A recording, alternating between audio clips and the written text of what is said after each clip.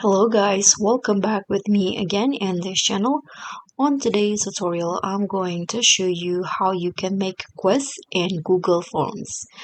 So if you don't want to make it from scratch and you want to make it easy for you, you can just use the templates on the Google Forms. In here on the template gallery, you'll find a blank quiz. So what you need to do is just tap on the template and the template of blank quiz will be opened, and in here you just need to write the question. For example, I'm going to just click on in here the question. Okay, I'm going to just write in here, for example, uh how many are there how many bones are there in the adult human body.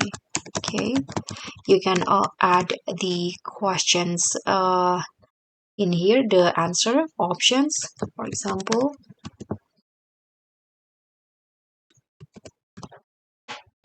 and then you can add up to 4 option answer or more, and in here you can adjust the answer key.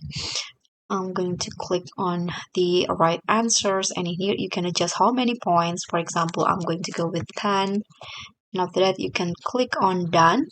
So whenever someone correct answer correctly, they will get 10 points automatically in here, and in the end they will get the sums of points, how many points, and they will know how many points they get.